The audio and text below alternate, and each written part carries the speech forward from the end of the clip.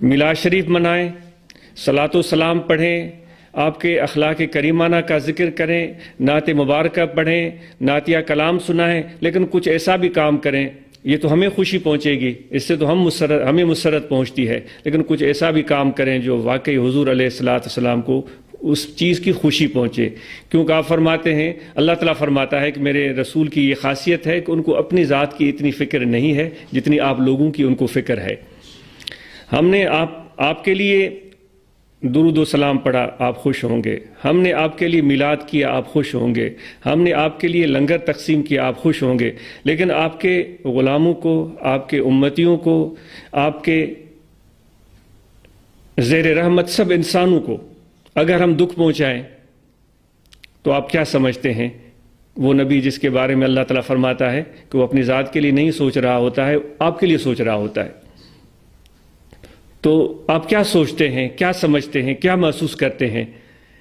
کہ ان کے دل پر کیا گزرتی ہوگی؟ مشہور حدیث کہ آپ صلی اللہ علیہ وآلہ وسلم فرماتے ہیں، میرے امتیوں میں سے کسی ایک کو اگر کانٹا بھی چبھتا ہے اس کا درد میں مدینے میں محسوس کرتا ہوں۔ آج تو آپ دیکھ رہے ہیں کہ کتنی مسلمان کے خون کی ارزانی ہے، تو بس اب کام کی بات یہ ہے کہ ہم کیا کر سکتے ہیں۔ یہ سوچیں گے، آپ کے دل میں ضرور سوال اٹھے گا، ہم کیا کر سکتے ہیں؟ تو بھئی ضرور ہمیں کچھ کرنا ہے، ہمیں خاموش نہیں بیٹھنا ہے۔ اگر ہم خاموش رہے تو پھر عند اللہ جواب دہ ہوں گے، اور کل قیامت کے روز حضور نبی پاک علیہ الصلاۃ والسلام کے سامنے کس منہ سے پیش ہوں گے کہ میرے امتی اس حال میں تھے، انسان اس حال میں تھے، مسلمان اس حال میں تھے کہ وہ قاتل بھی تھے، وہ ڈاکو بھی تھے، وہ ملاوٹ بھی کرتے تھے، وہ رشوت بھی لیتے تھے، وہ حرام بھی کھاتے تھے، وہ حرام بھی کھلاتے تھے، جس طرح کا آج سننے میں آتا ہے کہ وہ ناپاک چیزیں مارکیٹ میں لوگ پاک اور طیب چیزوں کے ساتھ ملا کر بیچ دیتے ہیں، ایسے سینکڑوں واقعات۔ تو جب ہمارا یہ حال ہے تو کس منہ سے حضور نبی پاک علیہ الصلاۃ والسلام کے سامنے ہم مدینہ جاتے ہیں، اور کس منہ سے ہم گنبد خضرا کے سامنے کھڑے ہو کر سلام پڑھتے ہیں کہ ہم حرام کی کمائی سے ہم نے پیسے اکٹھے کیے، حرام کی کمائی سے ہم نے ٹکٹ لیا، حرام کی کمائی سے ہم وہاں پہنچے ہیں اور بڑی ڈٹائی سے کھڑے ہیں۔ تو ہمیں ضرور اس بات پر شرم آنی چاہیے۔ حضور علیہ الصلاۃ والسلام کی بارگاہ میں جانے والے ہم اہل ایمان جب آپ کی تعلیمات کے عین مطابق اپنے سراپا کو بنائیں گے، اور جب پھر ہم وہاں جائیں گے تو پھر سبحان اللہ کہ آپ صلی اللہ علیہ وآلہ وسلم ایک احساس مسرت کے ساتھ ہم پر نظر فرمائیں گے، ایک احساس طمانیت کے ساتھ ہم پر نظر فرمائیں گے، اور ہمیں دیکھ کر دعائیں دیں گے، ہمیں دیکھ کر دعائیں دیں گے اور رحمتوں سے نوازیں گے۔ تو آج ہمیں کیا کرنا ہے؟ اس کے لیے ہمیشہ یہ عاجز کہتا ہے کہ اپنی ذات سے ابتدا کی جائے، اپنی ذات سے ابتدا کی جائے۔ آئیے آج ہم عہد کریں کہ ہم اپنے ہاتھ سے، اپنی زبان سے کسی کو تکلیف نہیں پہنچائیں گے۔ آئیے آج ہم عہد کریں کہ اپنے گھر میں اپنے بچوں کو بھی یہ چیز سکھائیں گے کہ ہمارے بچے آقا انعامدار حضرت صلی اللہ علیہ وآلہ وسلم جس طرح اپنے امتیوں کی تکلیف پر پریشان ہوتے ہیں، ہمارے بچے بھی اپنی تکلیف سے زیادہ اپنے بھائیوں کی تکلیف پر پریشان ہوں گے، اپنے مومن دوستوں کی تکلیف پر پریشان ہوں گے، اپنے مسلمان بھائیوں کی تکلیف پر پریشان ہوں گے۔ بلک اگر کسی کو بچا نہیں سکتے تو کم از کم یہ تو کر سکتے ہیں کہ ہم اپنے ہاتھ سے کسی کو دکھ نہ پہنچائیں۔ تو اس لیے ابتدا ہم اپنی ذات سے کریں گے، اپنے ذات کو بہتر بنانے کی ہم سعی کریں گے، اور پھر اپنے گھر کا ماحول ہم اس طرح بنائیں گے کہ حضور نبی پاک علیہ الصلاۃ والسلام نے ارشاد فرمایا کہ جو بڑوں کا احترام نہیں کرتا اور چھوٹوں پر شفقت نہیں کرتا وہ ہم میں سے نہیں ہے۔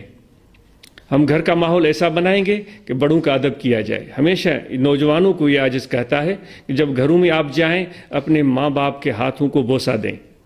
ان کو پیار دیں، ان کی خدمت کریں، ان کی دعائیں لیں، ان کے ساتھ رہیں، ان کے ساتھ وقت گزاریں۔ یہ میرے آقا و مولا حضرت صلی اللہ علیہ وآلہ وسلم کی سنت بھی ہے۔ تو گھر کا ماحول ہم ایسے بنائیں گے کہ لائق، فائق اور بہترین انسان ہمارے گھر سے تیار ہوں، جن میں صبر بھی ہو، شکر بھی ہو۔ اگر آپ کو کہا جائے کہ میرے آقا و مولا حضرت صلی اللہ علیہ وآلہ وسلم کے جو کریمانہ خصوصیات ہیں ان کو بیان کریں، یہ تو ہم سب کو آنی چاہیے۔ بے شک آپ نور علی نور ہیں، بے شک معراج پر آپ تشریف لے گئے، بے شک اللہ تبارک و تعالیٰ نے آپ کو خاتم الرسل بنایا، بے شک آپ کو سب جہانوں کے لیے رحمت بنا کر بھیجا، لیکن جس انداز میں قرآن مجید جو آپ کا تعارف ہمیں کروا رہا ہے کہ دیکھو میں نے کیسا نبی تمہیں بھیجا ہے، اللہ ہمیں تعارف کروا رہا ہے، دیکھو میں نے کیسا نبی تمہیں بھیجا ہے، کیونکہ وہی بہترین تعارف ہوتا ہے جو بھیجنے والا اپنے قاصد کی بارے میں جو لفظ کہہ رہا ہوتا ہے وہ لفظ حرف آخر ہوتے ہیں۔ اگر میں کسی دوست کو آپ کی طرف بھیجوں جو لندن والے دوستوں کے ساتھ جا کر ملاقات کرے میری طرف سے، تو میں ضرور بتاؤں گا کہ بھائی یہ کون ہے اور اس کی اختیارات کیا ہیں اور اس کی ذمہ داری کیا ہے، اس کی ڈیوٹی کیا ہے، میں ضرور بتاؤں گا۔ اگر یہ چیز میں نہ بتاؤں تو جو میرا پیغام لے کر جا رہا ہے تو وہ اس پیغام کو بھی نہیں سمجھیں گے، کیونکہ اس پیغام لانے والے کی اہمیت سے وہ واقف ہی نہیں ہے۔ تو سب سے بہترین تعارف حضور علیہ الصلوۃ والسلام کا اللہ تعالیٰ نے خود کروا دیا کہ میں نے نبی بھیجا ہے جس کا کام ہی یہ ہے کہ وہ اپنی ذات کا فکر نہیں کرتا، وہ آپ کا فکر کرتا ہے۔ تو آج ہم اپنے گھر کے لیے سوچیں گے اور اپنے گھر سے ابتدا کریں گے، اپنے بچوں سے ابتدا کریں گے۔ اور مجھے یہ دکھ ہوتا ہے کہ والدین اپنے ذمہ داریوں کو پورا نہیں کر رہے ہیں، اپنے دوستوں کے ساتھ وقت بتاتے ہیں، اپنے سوسائٹی میں اٹھتے بیٹھتے ہیں، بڑی دعا سلام ہے، لیکن اپنے گھر کی طرف، اپنے بچوں کی طرف توجہ نہیں دے رہے ہوتے ہیں۔ پھر کیونکہ صبح شام والدین سے واسطہ پڑتا ہے، پھر وہ آ کر کہتے ہیں کہ ہمارے بیٹے جو ہیں وہ فرمان بردار نہیں، ہمارے بچے ہمارا کہا نہیں مانتے، ہمارا ادب نہیں کرتے۔ تو ابتدا ہم گھر سے، اپنی ذات سے کریں گے، پھر اپنے گھر تک آئیں گے، اور پھر جب گھر میں ایسا ماحول پیدا ہوگا، کیسا ماحول ہونا چاہیے؟ بہترین تربیت، ہمارے عملی نمونے کو دیکھ کر ہمارے بچے سیکھیں گے۔